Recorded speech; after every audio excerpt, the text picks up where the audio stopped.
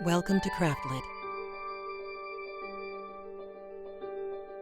the podcast for crafters who love books.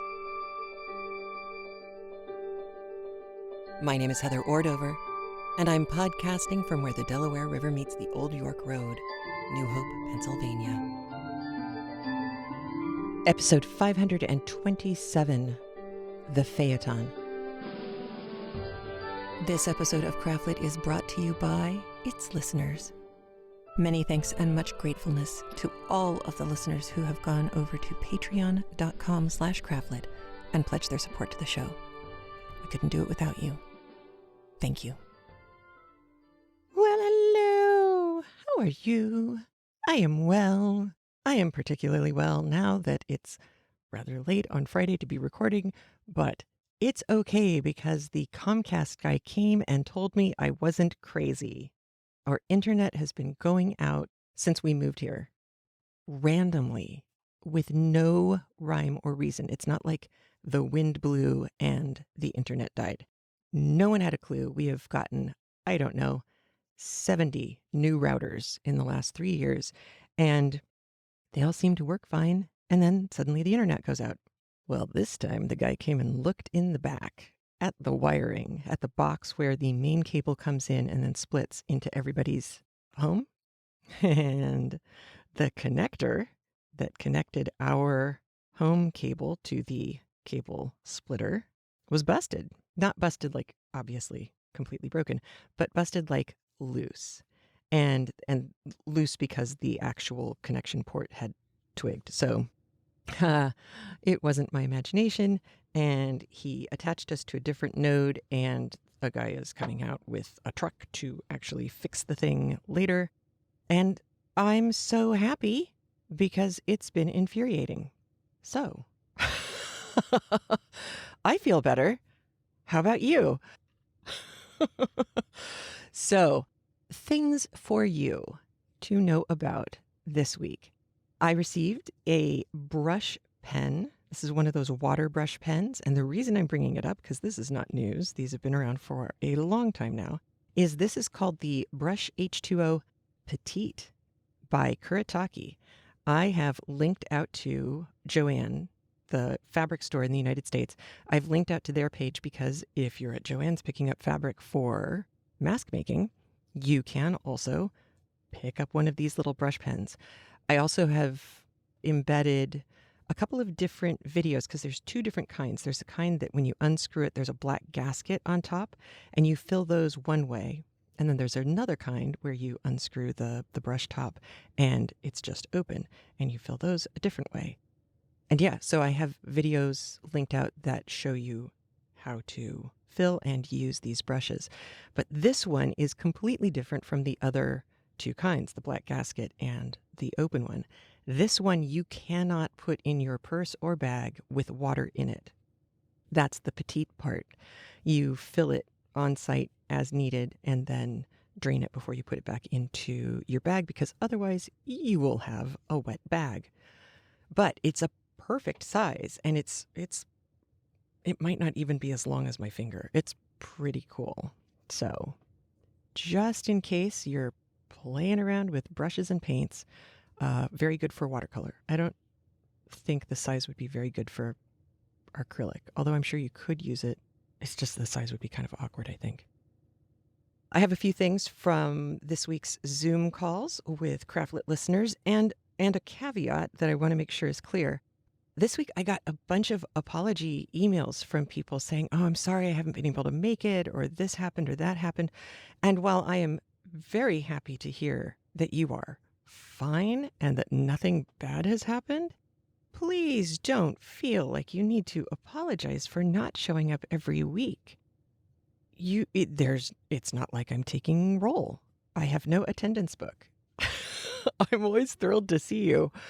But gosh, life is hard enough right now to add any kind of personal guilt level from the Craftlit Zoom calls.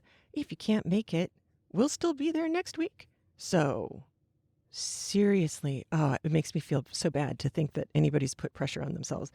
My mom and I had this conversation a while ago because at the beginning of the lockdowns, It was a desperation of Zoom calls. How's that? Like a panic of geese, a murder of crows, a desperation of Zoom calls. That's what it was like in the beginning. Everybody was trying to make contact with each other, and there was a lot of pressure then in the beginning. We're old hands at this now. If you can come, great.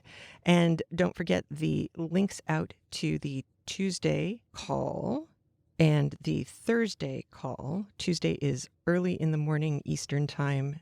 Thursday is early evening or early night, late evening, 7 o'clock Eastern time on Thursday night. So you should be able to find one that works within your time zone. Those links to sign up to get the actual Zoom link are in the show notes at craftlit.com/527. And if something should ever go wrong with the craftlit.com site, you can always get both episodes and show notes at craftlit.libsyn.com. That includes if iTunes goes down, which used to happen a lot more often than it does now, but just in case, it's good to know. Another thing this is from last night. Listener Amy in Seattle has a local yarn store that is going under as a brick and mortar store. It is staying in service as an online store, and they have some lovely yarn, dyed yarn, that is available online. So if you are interested in supporting a non-chain store in their attempt to keep working and have gainful employment, link to that store is available in the show notes as well. It's Dye House Yarns, all one word, and their website is serialknitters.com. And I have the link for you as well. So I wanted to let you know about that. And also, Kathy gave us a new scale. She was listening to the episode of Bonnets at Dawn, which is a title we all love. Bonnets at Dawn did a Tenant of Wildfell Hall episode, which I have not had a chance to listen to yet. I just found about it last night. But she did mention that they said, how would you rate Gilbert on a scale of 0 to Thornton? And I thought, oh, these are definitely my people. Because as you know, I believe I said this last week or the week before, I'm in retrospect thinking that Mr. Thornton has pushed Mr. Darcy out of my top spot for male romantic heroes in books. And he's especially solid in that position when imaged as Richard Armitage. So, I'm not sure what that says about me, but yeah, on a scale of 0 to Thornton, where do you put Gilbert? After this week and next week, your thoughts about Gilbert may change. Your mileage may vary. And a question for you before we head into voicemails, emails, and the book. Weighted blankets. Have you made a weighted blanket? I was looking online for patterns, and I didn't find a whole lot that I felt one could trust particularly much.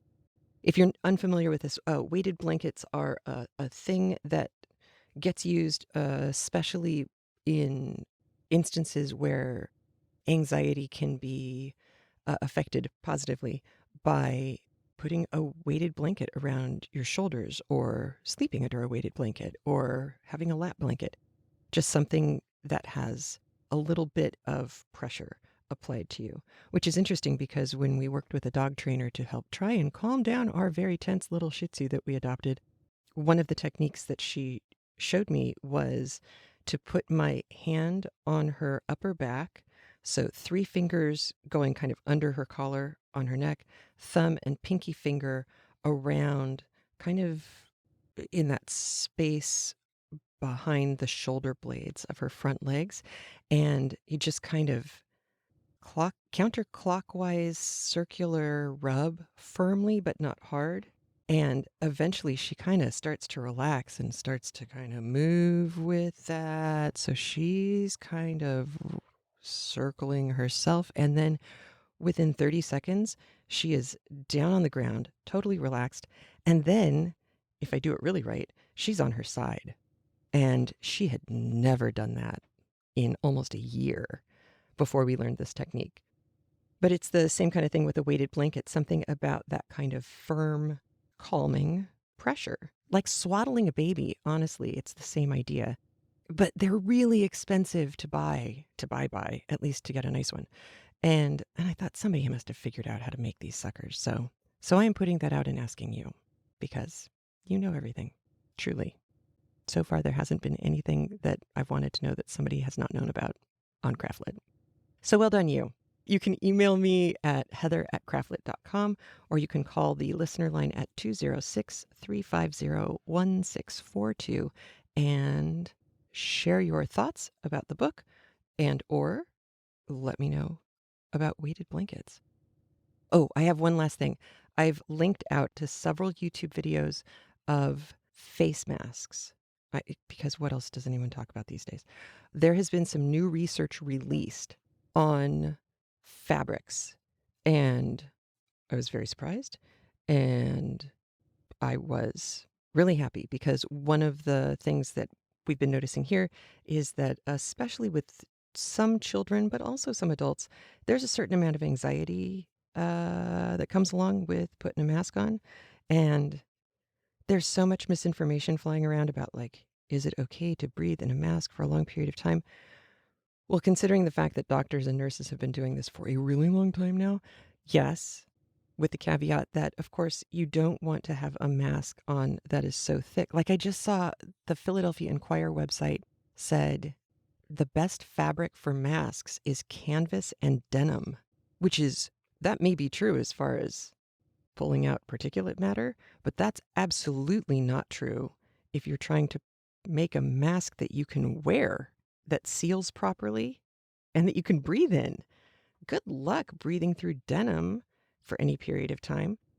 So I'm linking out to a mask thing because there is a YouTube sewer who did all the research, shares that in one video, and then went and found fabric that fit the bill of the research and shows you how to take an Olsen mask pattern, but do it out of this other fabric. One layer of what's called stretch chiffon.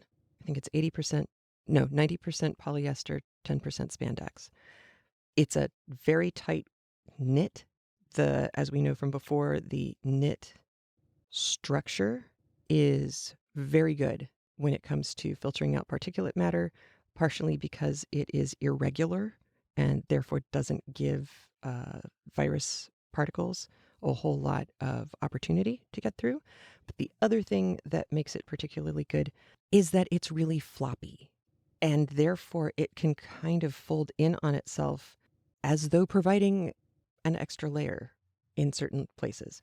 But then I also watched another video, which I haven't been able to find again, of a doctor showing how masks should be fitted. And one of the things that will happen if your mask is fitted properly is that you will be able to see the action of you breathing in the material. The material will flex in when you inhale and flex out when you exhale. And making the mask that she made with one layer of this stretch chiffon fabric, I was blown away at how well it fit, how well it sealed, and how much better I felt like I could breathe. So if that's been an issue for you, please do go take a look. I've kind of hybridized her pattern, and I showed everybody last night another pattern by Streamline Seamstress. Hers was a pattern that I had to purchase, and honestly, her reversible pattern, it was worth it. It was worth the $5 to get that one because I've been able to use this new fabric in making a more standard cup style Velcro on mask. So it's been interesting if you're into that kind of thing. And now we're done. So, responses to the book. First, I want to make sure that you know that this book is not going to remain in the mode that it is currently in for much longer. So if you're starting to worry that this is going to be a tortured romance novel along the lines of Wuthering Heights, you don't have much longer to put up with young adult infatuation. Just saying. We're gonna turn a corner next week, and then we're going to be fully into new corner the week after. So hold on for a little bit longer. Next week and the week following also have some of the, well, most important turning points, certainly, but also most important conversations that we will loop back to from time to time. So today is kind of a setup to that, and then next week and the following week we'll get some cool stuff.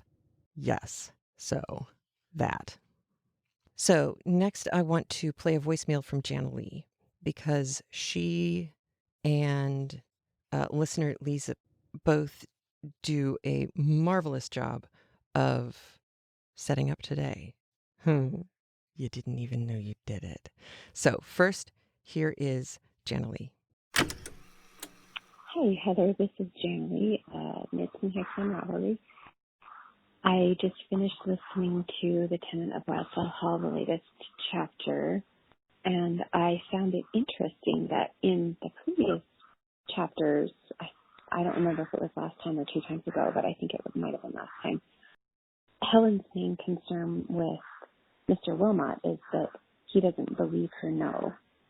And he has this sort of paternal attitude towards, anything that isn't acceptable, I can teach you, or I can advise you better. We'll train it out of you, and I find that creepy a little bit because, like you said, it's father figure, not really a romantic thing. But I find it really interesting that Helen's aunt is asking her, are you impressed with Mr. Huntington's character? And Helen's saying, well, no, but I can fix him. And she has the exact same attitude towards Mr. Huntington. I'll advise him and then he'll be better.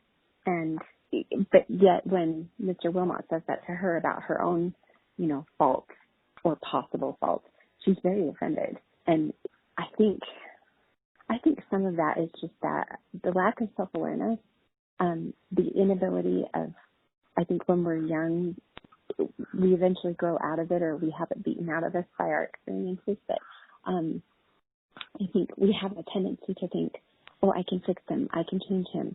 And we forget that part of why we love the people that we do is for the whole person. And if we truly have such a big problem with one particular behavior, then maybe this isn't somebody that we should have as a very close friend or a romantic interest, because those foibles, those flaws, those bad behaviors or bad choice making, depending on the person, if it bothers us now when we're getting to know them, it's going to bother us more when we know them more intimately.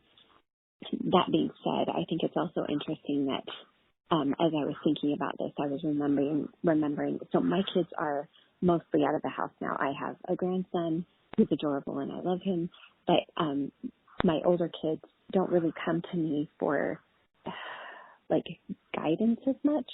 We talk about stuff, and they'll bring me things, and they do have questions, but it's more like what you would do with a friend. Hey, I ran across this. I'm not familiar with it. What do you think about it? You take the advice from your friend or from your peer, but you don't weight it more heavily because they might be older than you are, if that makes sense. And yet I do remember having people mentor me when I was young and going to them for advice and saying, I have a situation. I don't know what to do. What would you do? And one of those was my mom, because she's a smart person and I trust her judgment. But I think there's a difference between when you as an older person or as a more experienced person are mentoring someone and giving them suggestions, and when you are expecting that person to follow your advice because you think your judgment is, it's kind of a hard line to draw. There's a difference between having somebody advise you because they love you and they care about you, and you taking on a project of a person and wanting them to change. And so I think we're running across this conflict in Helen, and I find it really interesting that her aunt, when she's asking her, well, what do you think about this? And Helen says, well, but Mr. Huntington is different. And it, like, her aunt is trying to use logic. She's trying to logic Helen towards the conclusion that her aunt has taken, because her aunt is not romantically interested, sexually interested, or attracted to Mr. Huntington the way that Helen is. That logic isn't working for Helen because her hormones are in charge. And something that my mother-in-law told me when my kids were teenagers is that when you have hormones in your system, it's like your brain is on drugs, because it is, because hormones are drugs. So you can't expect somebody that's under the influence to make good decisions. All right. So Janalee did a lovely job articulating exactly what I had planned to talk about today. And now we're following that up with an email I received from Lisa, and this is what she says. It certainly feels to me that Huntington is grooming, and then she crossed out the word grooming, seducing Helen. He clearly knows exactly what he's doing, and I'm pretty sure at the time that would have been seen as a reprehensible thing to do. Seduction is no longer a concept we even talk about, and it's kind of a fraught idea as it presupposes that the seduced person lacks agency. Helen responds by wanting to save him. Just as Borum wanted to educate and uplift her, she wants to change Arthur Huntington. I think this may have been thought of as a good thing at the time, and readers, and Anne Bronte, may even have considered it as a noble sentiment. Personally, I find the idea of wanting to marry or even date someone in order to change or fix them as really creepy and problematic. I can forgive Helen because she's young, but I see it as a flaw in her character, not a virtue. And now, with those two statements out of the way, I can say, my work is done. I only have a few words to tell you about. and then we'll get on with the chapter. Because yes, you are going to see more of the same and different happening in today's chapter. And in fact, the major difference, I think, between what we've already seen happening is that this week, Anne Bronte has layered in some interesting symbolism, which we'll talk about in just a sec. Language. Ignis fatuus. We have had this term pop up before. I think it was actually in Jane Eyre.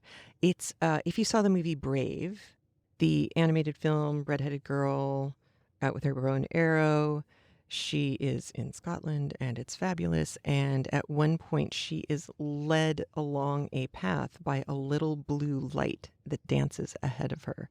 Ignis, fire. Fatuus is like the word fatuous. It's something that doesn't really exist. It's here, it's there, it's not. It's a will-o'-the-wisp is what it is. Modes of transportation back in the day. A slowish mode of transportation would be a chariot. These were small, they were enclosed. This is kind of the classic 1 or 2 seater that you see in period movies when some guy is inside and he has his cane and he'll knock his cane on the top of the carriage to let the driver know that it's time to stop. This kind of thing. They're not very fast. They're not very fast because there's not a lot to them and they pull apart. It's a 1-axle deal. You sit facing forward. The coachman is outside on top facing forward as well. Next in line is a barouche. This is much more expensive. 4 wheels. It's the kind that has the big folding top so that you could be driven around the park, say, to be seen and to see others. It can hold about 4 people, 2 facing back, 2 facing forward, and then there's the front area where a coachman would sit, right behind the horses. The last mode of transportation to know about is a phaeton. These were lightweight, they were fast, they were the sports car of their day. 4 wheels, so stable, driven by the owner. So lightweight, fast, owner drives. It's not a family car, is what we're saying. Just keep those in mind. Chariot, slow, kind of old-fashioned, very, I need a cab to get me to a place, I'm done. Barouche, kind of show-offy, very nice, very comfy. Phaeton, fast.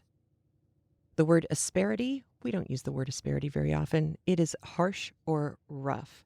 It can be used either in a description of personal interaction.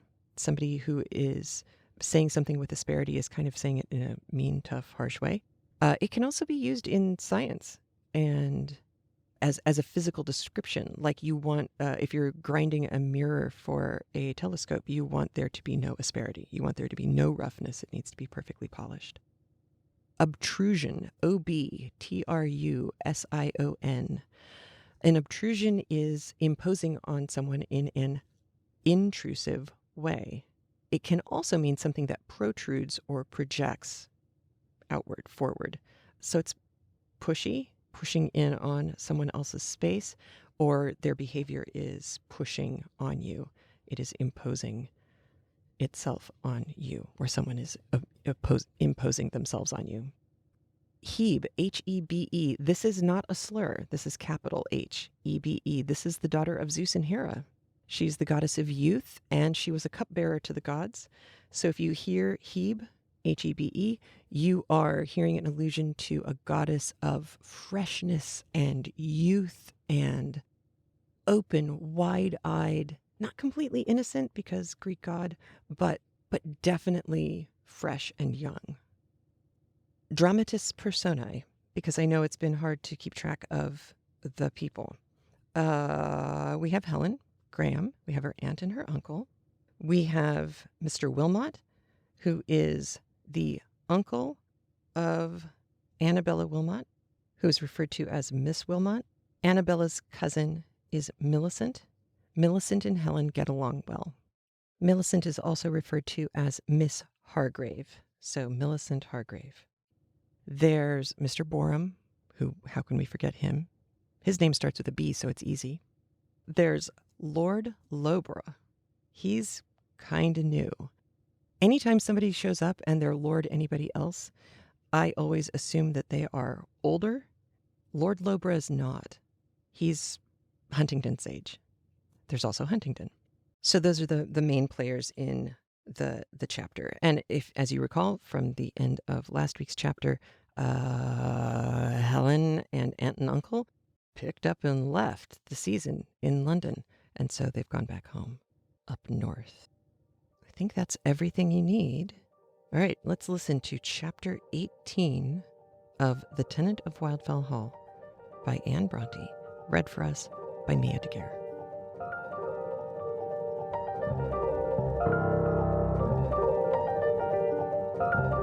Chapter 18, The Miniature. August 25th. I am now quite settled down to my usual routine of steady occupations and quiet amusements, tolerably contented and cheerful, but still looking forward to spring with the hope of returning to town, not for its gaieties and dissipations, but for the chance of meeting Mr. Huntington once again, for still he is always in my thoughts and in my dreams. In all my employments, whatever I do or see or hear has an ultimate reference to him. Whatever skill or knowledge I acquire is some day to be turned to his advantage or amusement. Whatever new beauties in nature or art I discover are to be depicted to meet his eye, or stored in my memory to be told him at some future period. This at least is the hope that I cherish, the fancy that lights me on my lonely way. It may only be an ignis fatuus after all, but it can do no harm to follow it with my eyes and rejoice in its lustre, as long as it does not lure me from the path I ought to keep. And I think it will not, for I have thought deeply on my aunt's advice, and I see clearly now the folly of throwing myself away on one that is unworthy of all the love I have to give, and incapable of responding to the best and deepest feelings of my innermost heart. So clearly that even if I should see him again, if he should remember me and love me still, which, alas, is too little probable, considering how he is situated and by whom surrounded, and if he should ask me to marry him, I am determined not to consent until I know for certain whether my aunt's opinion of him or mine is nearest the truth. For if mine is altogether wrong, it is not he that I love, it is a creature of my own imagination. But I think it is not wrong. No, there is a secret something, an inward instinct that assures me I am right. There is essential goodness in him. What a delight to unfold it. If he has wandered, what bliss to recall him! If he is now exposed to the baneful influence of corrupting and wicked companions, what glory to deliver him from them! Oh, if I could but believe that heaven has designed me for this! Today is the 1st of September, but my uncle has ordered the gamekeeper to spare the partridges till the gentlemen come. What gentleman? I asked when I heard it. A small party he had invited to shoot. His friend Mr. Wilmot was one, and my aunt's friend Mr. Boreham another. This struck me as terrible news at the moment, but all regret and apprehension vanished like a dream when I heard that Mr. Huntingdon was actually to be a third. My aunt is greatly against him coming, of course. She earnestly endeavoured to dissuade my uncle from asking him, but he, laughing at her objections, told her it was no use talking, for the mischief was already done. He had invited Huntingdon and his friend Lord Loughborough before we left London, and nothing now remained but to fix the date for their coming. So he is safe, and I am sure of seeing him. I cannot express my joy. I find it very difficult to conceal it from my aunt, but I don't wish to trouble her with my feelings till I know whether I ought to indulge them or not. If I find it my absolute duty to suppress them, they shall trouble no one but myself. And if I can really feel myself justified in indulging this attachment, I can dare anything, even the anger and grief of my best friend, for its object. Surely I shall soon know. But they are not coming till about the middle of the month. We are to have 2 lady visitors also. Mr. Wilmot is to bring his niece and her cousin Millicent.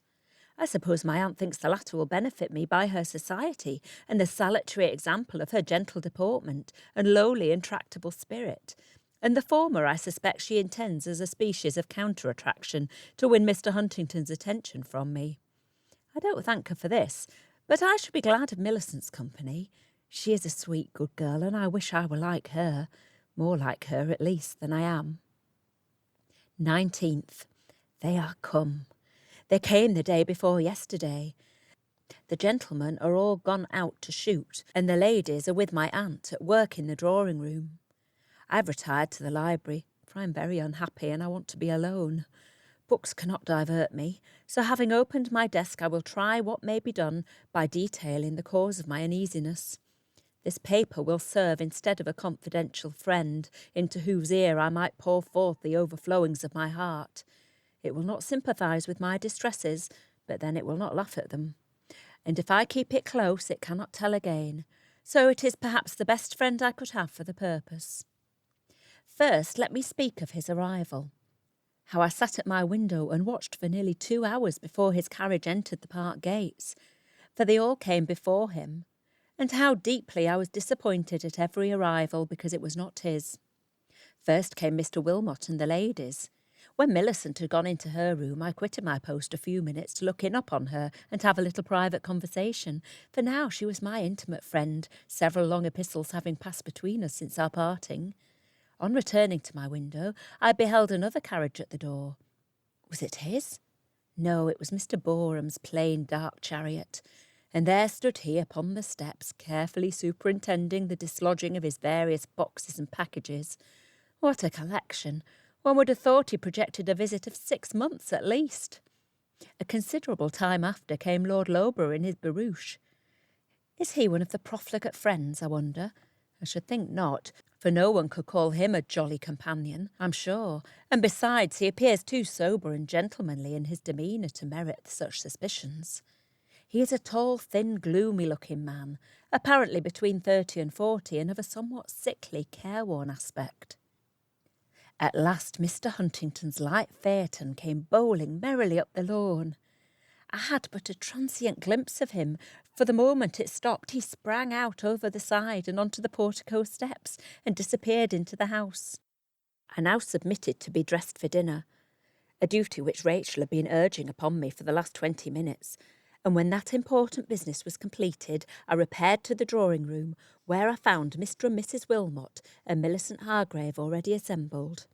Shortly after, Lord Loughborough entered, and then Mr. Boreham, who seemed quite willing to forget and forgive my former conduct, and to hope that a little conciliation and steady perseverance on his part may yet succeed in bringing me to reason. While I stood at the window conversing with Millicent, he came up to me and was beginning to talk in nearly his usual strain when Mr. Huntington entered the room. "How will he greet me, I wonder?" said my bounding heart, and instead of advancing to meet him, I turned to the window to hide or subdue my emotion. But having saluted his host and hostess and the rest of the company, he came to me, ardently squeezed my hand, and murmured he was glad to see me once again. At that moment dinner was announced. My aunt desired him to take Miss Hargrave into the dining-room, and odious Mr. Wilmot, with unspeakable grimaces, offered his arm to me, and I was condemned to sit between himself and Mr. Boreham. But afterwards, when we were all again assembled in the drawing-room, I was indemnified for so much suffering by a few delightful minutes of conversation with Mr. Huntington. In the course of the evening, Miss Wilmot was called upon to sing and play for the amusement of the company, and I to exhibit my drawings. And though he likes music, and she's an accomplished musician, I think I'm right in affirming that he paid more attention to my drawings than her music. So far, so good.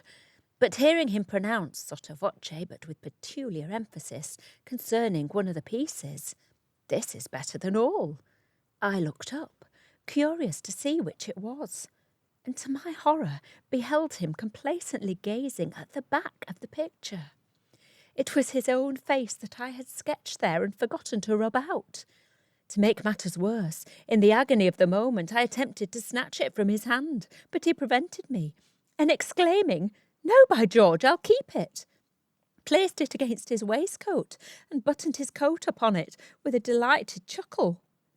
Then, drawing a candle close to his elbow, he gathered all the drawings to himself, as well what he had seen as the others, and muttering, "I must look at both sides now," he eagerly commenced an examination, which I watched at first with tolerable composure, in the confidence that his vanity would not be gratified by any further discoveries. For though I must plead guilty to having disfigured the backs of several with abortive attempts to delineate that too fascinating physiognomy, I was sure that, with that one unfortunate exception, I had carefully obliterated all such witnesses of my infatuation. But the pencil frequently leaves an impression upon cardboard that no amount of rubbing can efface. Such, it seems, was the case with most of these, and I confess I trembled when I saw him holding them so close to the candle, and poring so intently over the seeming blanks. But still I trusted he would not be able to make out these dim traces to his own satisfaction. I was mistaken, however. Having ended his scrutiny, he quietly remarked, "I perceive the backs of young ladies' drawings, like the postscripts of their letters, are the most important and interesting part of the concern." Then, leaning back in his chair, he reflected a few minutes in silence, complacently smiling to himself, and, while I was concocting some cutting speech wherewith to check his gratifications, he rose, and passing over to where Annabella Wilmot sat vehemently coquetting with Lord Loughborough, seated himself on the sofa beside her, and attached himself to her for the rest of the evening. So then, thought I, he despises me because he knows I love him. And the reflection made me so miserable I knew not what to do. Millicent came and began to admire my drawings and made me remarks upon them, but I could not talk to her. I could talk to no one, and upon the introduction of tea, I took advantage of the open door and the slight diversion caused by its entrance to slip out, for I was sure I could not take any, and take refuge in the library. My aunt sent Thomas in quest of me to ask if I were not coming to tea, but I bade him say I should not take any tonight, and happily she was too much occupied with her guests to make any further inquiries at the time. As most of the company had travelled far that day, they retired early to rest, and having heard them all, as I thought, go upstairs, I ventured out to get my candlestick from the drawing-room sideboard. But Mr. Huntington had lingered behind the rest. He was just at the foot of the stairs when I opened the door, and hearing my step in the hall, though I could hardly hear it myself, he instantly turned back. "Helen, is that you?" said he. "Why did you run away from us?" "Good night, Mr. Huntington," I said coldly, not choosing to answer the question, and I turned away to enter the drawing-room. "But you'll shake hands, won't you?" he said, placing himself in the doorway before me, and he seized my hand and held it much against my will. "Let me go, Mr. Huntingdon," said I. "I want to get a candle." "The candle will keep," returned he. I made a desperate effort to free my hand from his grasp. "Why are you in such a hurry to leave me, Helen?" he said with a smile of the most provoking self-sufficiency. "You don't hate me, you know." "Yes, I do at this moment." "Not you. It is Annabella Wilmot you hate, not me." "I have nothing to do with Annabella Wilmot," said I, burning with indignation. "But I have, you know," returned he with peculiar emphasis. "That is nothing to me, sir," I retorted. "Is it nothing to you, Helen? Will you swear it? Will you?" "No, I won't, Mr. Huntington, and I will go," cried I, not knowing whether to laugh or cry or break out into a tempest of fury. "Go then, you vixen," he said, but the instant he released my hand, he had the audacity to put his arm around my neck and kiss me. Trembling with anger and agitation, and I don't know what beside, I broke away and got my candle and rushed upstairs to my room. He would not have done so but for that hateful picture, and there he had it still in his possession, an eternal monument to his pride and my humiliation. It was but little sleep I got that night, and in the morning I rose, perplexed and troubled with the thoughts of meeting him at breakfast. I knew not how it was to be done. An assumption of dignified, cold indifference would hardly do after what he knew of my devotion, to his face at least. Yet something must be done to check his presumption. I should not submit to be tyrannised over by those bright laughing eyes, and accordingly I received his cheerful morning salutation as calmly and coldly as my aunt could have wished, and defeated with brief answers his one or two attempts to draw me into conversation. While I comported myself with unusual cheerfulness and complaisance towards every other member of the party, especially Annabella Wilmot, and even her uncle and Mr. Boreham were treated with an extra amount of civility on the occasion, not from any motives of coquetry, but just to show him that my particular coolness and reserve arose from no general ill humour or depression of spirits.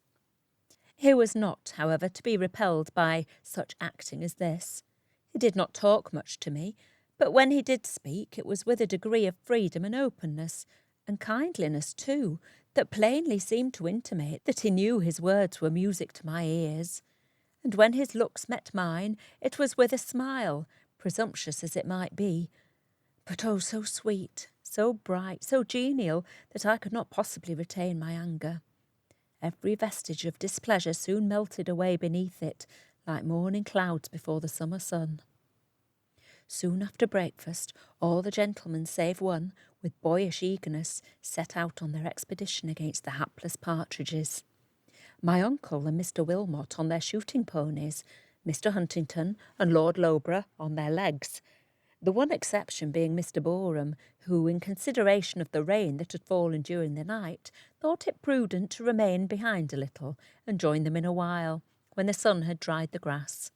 And he favoured us all with a long and minute disquisition upon the evils and dangers attended upon damp feet, delivered with a most imperturbable gravity amid the jeers and laughter of Mr. Huntington and my uncle, who, leaving the prudent sportsman to entertain the ladies with his medical discussions, sallied forth with their guns, bending their steps to the stables first to have a look at the horses and let out the dogs. Not desirous of sharing Mr. Boreham's company for the whole of the morning, I betook myself to the library, and there brought forth my easel and began to paint. The easel and painting apparatus would serve as an excuse for abandoning the drawing-room if my aunt should come to complain of the desertion, and besides I wanted to finish the picture. It was one I had taken great pains with, and I intended it to be my masterpiece, though it was somewhat presumptuous in its design. By the bright azure of the sky, and by the warm and brilliant lights and deep long shadows, I had endeavoured to convey the idea of a sunny morning. I had ventured to give more of the bright verdure of spring or early summer to the grass and foliage than is commonly attempted in a painting. The scene represented was an open glade in a wood. A group of dark Scotch firs was introduced in the middle distance to relieve the prevailing freshness of the rest, but in the foreground were part of the gnarled trunk and of the spreading boughs of a large forest tree, whose foliage was a brilliant golden green, not golden from autumnal mellowness, but from the sunshine and the very immaturity of the scarce expanded leaves. Upon this bough, that stood out in bold relief against the sombre firs, were seated an amorous pair of turtle doves, whose soft sad-coloured plumage afforded a contrast of another nature, and beneath it a young girl was kneeling on the daisy-spangled turf, with head thrown back and masses of fair hair falling on her shoulders, and her hands clasped, lips parted, and eyes intently gazing upwards in pleased yet earnest contemplation of those feathered lovers, too deeply absorbed in each other to notice her. I had scarcely settled to my work, which, however, wanted but a few touches to the finishing, when the sportsmen passed the window on their return from the stables. It was partly open, and Mr. Huntington must have seen me as he went by, for in half a minute he came back, and settling his gun against the wall, threw up the sash and sprang in, and set himself before my picture. "Very pretty, i'faith," said he, after attentively regarding it for a few seconds, "and a very fitting study for a young lady. Spring just opening into summer, morning just approaching noon, girlhood just ripening into womanhood, and hope just verging on fruition. She's a sweet creature, but why didn't you make her black hair?" "I thought light hair would suit her better. You see, I have made her blue-eyed and plump and fair and rosy." "Upon my word, a very Hebe. I should fall in love with her, if I hadn't the artist before me. Sweet innocent, she is thinking there will come a time when she will be wooed and won like that pretty hen-dove, by as fond and fervent a lover, and she's thinking how pleasant it will be and how tender and faithful he will find her. And perhaps, suggested I, how tender and faithful she shall find him. Perhaps, for there's no limit to the wild extravagance of Hope's imaginings at such an age. Do you call that, then, one of her wild extravagant delusions? No, my heart tells me it's not. I might have thought so once, but now I say, give me the girl I love, and I will swear eternal constancy to her and her alone, through summer and winter, through youth and age, and life and death, if age and death must come. He spoke this in such serious earnest that my heart bounded with delight. But the minute after he changed his tone and asked with a significant smile if I had any more portraits. "No," replied I, reddening with confusion and wrath, but my portfolio was upon the table, and he took it up and coolly sat down to examine its contents. "Mr. Huntington, those are my unfinished sketches," cried I, "and I never let anyone see them." And I placed my hand on the portfolio to wrest it from him. But he maintained his hold, assuring me that he liked unfinished sketches of all things. "But I hate them to be seen," returned I. "I can't let you have it, indeed." "Let me have its bowels, then," said he, and just as I wrenched the portfolio from his hand, he deftly abstracted the greater part of its contents, and after turning them over a moment, he cried out, "Bless my stars, here's another," and slipped a small oval of ivory paper into his waistcoat pocket. Complete miniature portrait that I had sketched with such tolerable success as to be induced to colour it with great pains and care. But I was determined he should not keep it. "Mr. Huntington," cried I insist upon having that back. It is mine, and you have no right to take it. Give it me directly. I'll never forgive you if you don't." But the more vehemently I insisted, the more he aggravated my distress by his insulting, gleeful laugh. At length, however, he restored it to me, saying, "Well, well, since you value it so much, I'll not deprive you of it." To show him how I valued it, I tore it in two and threw it into the fire. He was not prepared for this.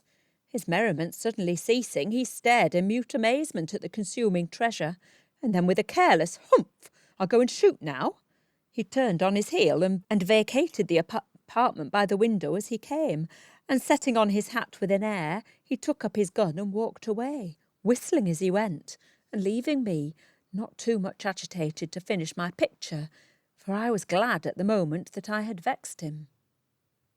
When I returned to the drawing-room, I found Mr. Boreham had ventured to follow his comrades to the field, and shortly after lunch, to which they did not think of returning, I volunteered to accompany the ladies in a walk and show Annabella and Millicent the beauties of the country. We took a long ramble and re-entered the park just as the sportsmen were returning from their expedition. Toil spent and travel stained, the main body of them crossed over the grass to avoid us, but Mr. Huntington, all splattered and splashed as he was, and stained with the blood of his prey, to the no small offence of my aunt's strictest sense of propriety, came out of his way to meet us, with cheerful smiles and words for all but me, and placing himself between Annabella Wilmot and myself, walked up the road and began to relate the various exploits and disasters of the day in a manner that would have convulsed me with laughter if I had been on good terms with him. But he addressed himself entirely to Annabella, and I, of course, left all the laughter and all the badinage to her, and affecting the utmost indifference to whatever passed between them, walked along a few paces apart, and looking every way but theirs, while my aunt and Millicent went before, linked arm in arm, and gravely discoursing together. At length Mr. Huntington turned to me, and addressing me in a confidential whisper, said, "Helen, why did you burn my picture?" "Because I wished to destroy it," I answered, with an asperity it is useless now to lament. "Oh, very good," was the reply. "If you don't value me, I must turn to someone that will." I thought it was partly in jest, a half-playful mixture of mock resignation and pretend indifference, but immediately he resumed his place beside Miss Wilmot, and from that hour to this, during all that evening and all the next day, and the next, and all this morning, the 22nd, he has never given me one kind word or one pleasant look, never spoken to me but from pure necessity, never glanced towards me but with a cold, unfriendly look I thought him quite incapable of assuming. My aunt observes the change, and though she has not inquired the cause or made any remark to me on the subject, I see it gives her pleasure. Miss Wilmot observes it too, and triumphantly ascribes it to her own superior charms and blandishments. But I am truly miserable, more so than I like to acknowledge to myself. Pride refuses to aid me. It has brought me into the scrape, and it will not help me out of it. He meant no harm. It was only his joyous, playful spirit, and I, by my acrimonious resentment, so serious, so disproportionate to the offence, have so wounded his feelings, so deeply offended him, that I fear he will never forgive me. And all for a mere jest. He thinks I dislike him, and he must continue to think so. I must lose him for ever, and Annabella may win him and triumph as she will. But it is not my loss nor her triumph that I deplore so greatly as the wreck of my fond hopes for his advantage, and her unworthiness of his affection, and the injury he will do to himself by trusting his happiness to her. She does not love him. She thinks only of herself. She cannot appreciate the good that is in him. She will neither see it, nor value it, nor cherish it. She will neither deplore his faults nor attempt the amendment, but rather aggravate them by her own. And I doubt whether she will not deceive him after all. I see she is playing double between him and Lord Loughborough, and while she amuses herself with the lively Huntington, she tries her utmost to enslave his moody friend, and should she succeed in bringing both to her feet, the fascinating commoner will have but little chance against the lordly peer. If he observes her artful byplay, it gives him no uneasiness, but rather adds new zest to his diversions by opposing a stimulating check to his otherwise too easy conquest. Messrs. Wilmot and Boreham have severally taken occasion by his neglect of me to renew their advances, and if I were like Annabella and some others, I should take advantage of their perseverance to endeavour to pique him into a revival of affection. But, justice and honesty apart, I could not bear to do it. I am annoyed enough by their present persecutions without encouraging them farther, and even if I did, it would have precious little effect upon him. He sees me suffering under the condescending attentions and prosaic discourses of the one and repulsive obtrusions of the other, without so much as a shadow of commiseration for me, or resentment against my tormentors. He never could have loved me, or he would not have resigned me so willingly, and he would not go on talking to everyone else so cheerfully as he does, laughing and jesting with Lord Loughborough and my uncle, teasing Millicent Hargrave and flirting with Annabella Wilmot as if nothing were on his mind. Oh, why can't I hate him? I must be infatuated, or I should scorn to regret him as I do, but I must rally all the powers I have remaining and try to tear him from my heart. There goes the dinner bell. And here comes my aunt to scold me for sitting here at my desk all day instead of staying with the company. I wish the company were gone.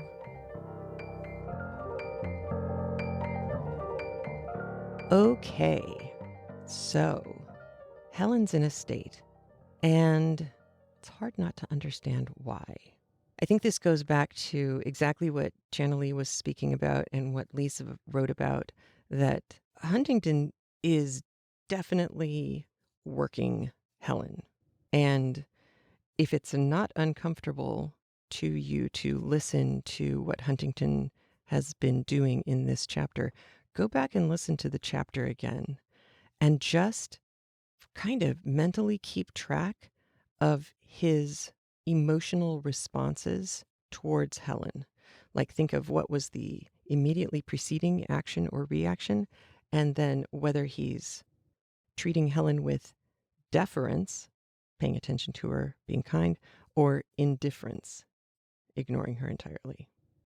Anne Bronte's doing a really good job for someone who never apparently had a boyfriend or even a date. She's doing a really good job, I think, of presenting an internal psychological picture from Helen's point of view and an external view of what it looks like from the outside to see someone who is infatuated with a person who is probably not so good for them. And yet, as we've spoken about before, the Byronic hero, the dark brooding guy, he's hot. He's funny. He's funny in a dark way. When he talks to you, it feels like he's bringing you into his confidence and sharing some little snark at somebody else in the room just for the two of you to share, so that you two are on the inside, which also means, therefore, that if you see him across the room speaking quietly to somebody else, you can be pretty darn certain that he's snarking at someone else in the room with them. Maybe he's snarky about you, and now you get to be paranoid. The next thing that will happen if the, in this case, female, goes back and accuses the guy of behaving badly by doing that, the guy can legitimately say, "You're being paranoid." She would be legitimate in saying, "Only because you're making me paranoid." And I know we're all responsible for our own thoughts, feelings, emotions, behaviors, blah, blah, blah. Yes, this is manipulative behavior on his part. This is a little different. And what we're getting into, and I'm about to use a phrase with all the caveats and air quotes that I can around it, because there's a reason why I'm using it. This is not accidental. We are moving into a part of the book where we will see more and more toxic masculinity. We have lots of examples of nice guys, good guys, who are not NGBs. They're not nice guys, but, milk toast, wimpy, wussy guys. Gilbert is not that. Mr. Lawrence is not that. Fergus is not that. All of the men that we met in the beginning were not toxic. Sometimes they were spoiled. Sometimes they were impetuous, but they weren't manipulative. And the toxic part of this comes in, and we see the first real hints of it here. The hunting party. Anne Bronte is not using that event casually. They all knew how to shoot a gun, the Brontes, and Emily was evidently quite a crack shot. And Branford went hunting often and was very good at getting partridge, like in the book today. But as has been discussed in modern circles as well, there's a difference between going hunting for meat that you are going to feed to your family and survive off of, and kind of gratuitous hunting, like just going out and shooting stuff because it can bleed and you can feel like a real man. And we aren't really sure yet which way this is going. Like maybe they're all going to eat partridge tonight. We don't know. What we do know is that upon coming back from a day of hunting, all of the other guys went and cleaned up before they went and saw the women. Huntington didn't. Huntington's predator-prey instincts are being displayed for us on purpose in this chapter. And as far as we can tell, none of the other guys see his behavior as anything wrong or troubling. We don't see anyone talk to him about having crossed a line, walking over muddy and bloody to go talk to the womenfolk. We also don't see anyone reining in his behavior in the evenings or in the drawing room situations that they find themselves in. We also have seen the uncle pull a Mr. Bennett.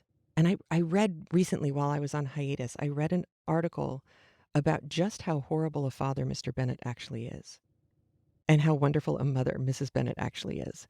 And it made me, I had such cognitive dissonance. I was like, no, don't take away my carefully constructed reality of Pride and Prejudice in my head. But the essayist had a really good point. Mrs. Bennett was well aware that if she didn't marry her girls off well, it was going to be bad for one of her girls. And probably not just bad, but really quite bad, because they had no money and they weren't going to get any money. And the girls weren't going to have much in the way of a dowry. And if you didn't marry well, you lived in poverty. The end. So Mrs. Bennett was actively trying to secure her daughter's futures. And Mr. Bennett was just like, yeah, okay, all right, I'll go talk to him.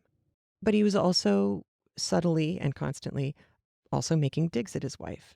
And over time, if you, Mrs. Bennett, were working your tookus off to raise your 5 girls to be able to have a good future, and your husband was absolutely not helping, not necessarily sabotaging, but really, really seriously not helping at all with any of it, it wouldn't take too long, I don't think, before you would start to get a little loopy about the whole thing. Because at some point, it's going to start to feel like you're the crazy one. You see where I'm going with this? Which is kind of how Mrs. Bennett is when we show up in Pride and Prejudice. She is very funny. She is meant to be funny. There is no question. She is also not wrong. And if Mr. Bennett really loved his daughters, those are words I never thought I would ever say, wouldn't he also be trying to help them make a good match? Maybe he is. Maybe he has his own ways of doing it quietly and behind the scenes. He certainly shows up at the end as a good guy. But it's just something to consider. So, over the next several chapters, we are going to watch an increase of what in the modern world we would call toxic masculinity, where bad behavior is not only approved of, but encouraged.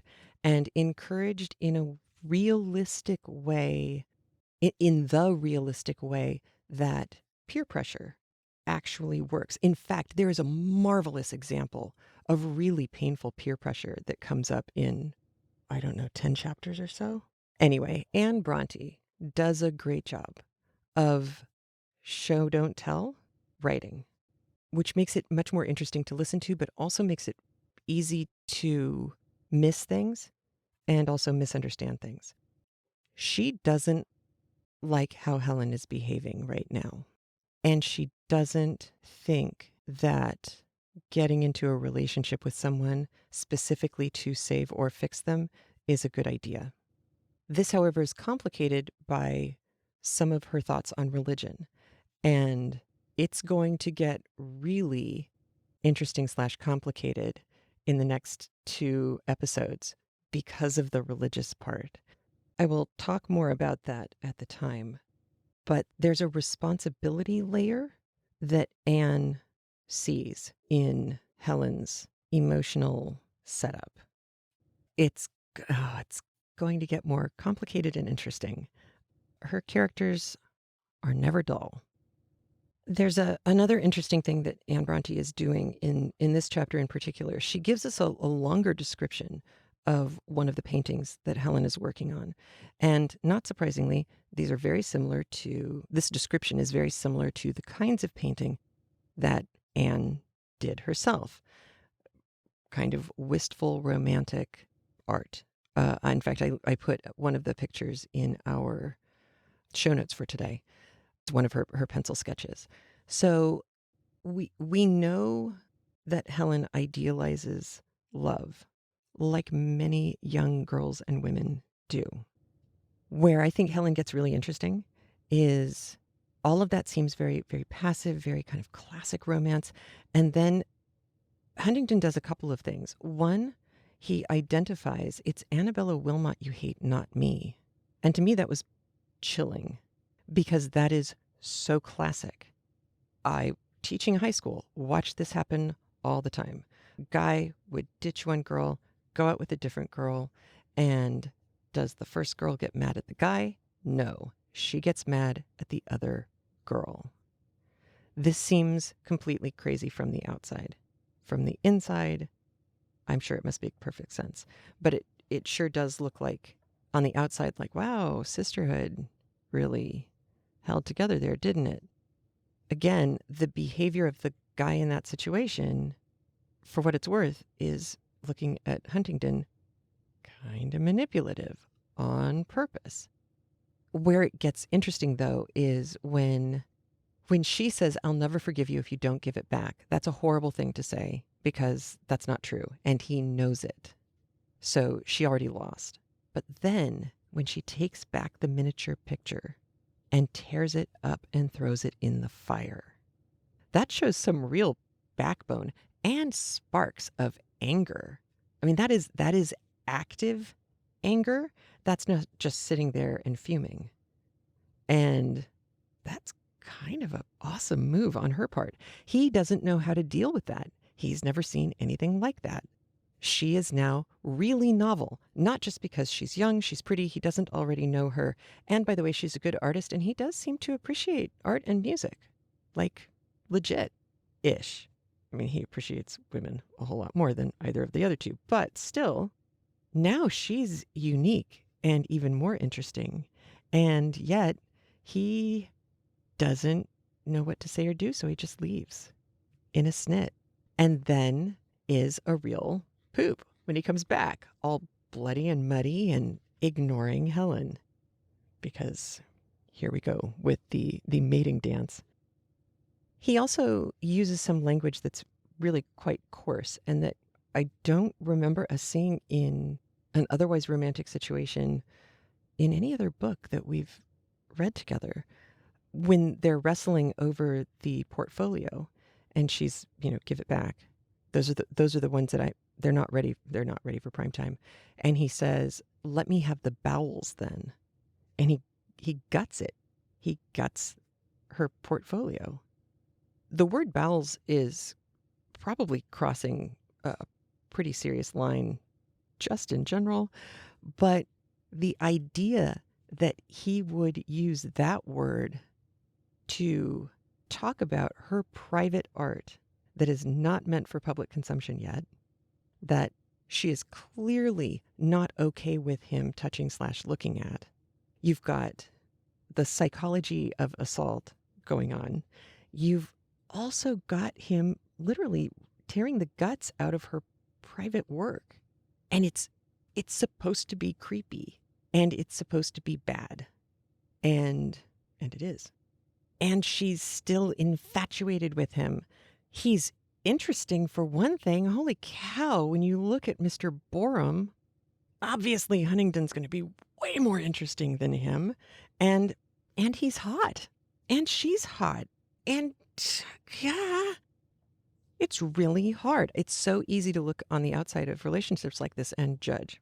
But I think Anne Bronte does a lovely job, especially towards the end of this chapter, of going through Helen's wildly pendulum swinging mind The I love him, I hate him, I love him, I hate him. Well, why do I feel this way? Oh my gosh, I love feeling this way.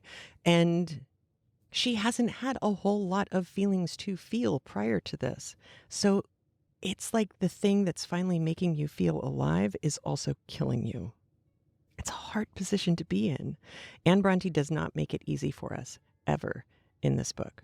But, like Arthur Huntington, she does make it interesting. All right, next week, lots happens. And the week following that, big changes and more happens. And there it is. I hope to see you on one of our Zoom calls. Don't forget you can get the links to that at craftlit.com/527. And you can also get it at craftlit.libsyn.com if for some reason the website goes down. All right, you take care of yourself. Have a good week. I'll talk to you soon. Bye.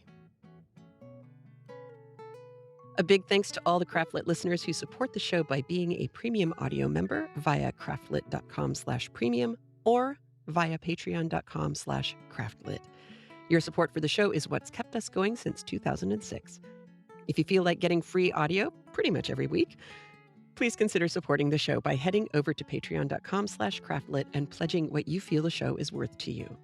If you can't support the show that way, consider leaving a review at iTunes or at our facebook.com/craftlit page, or follow @craftlit on Twitter and share the show with your followers too.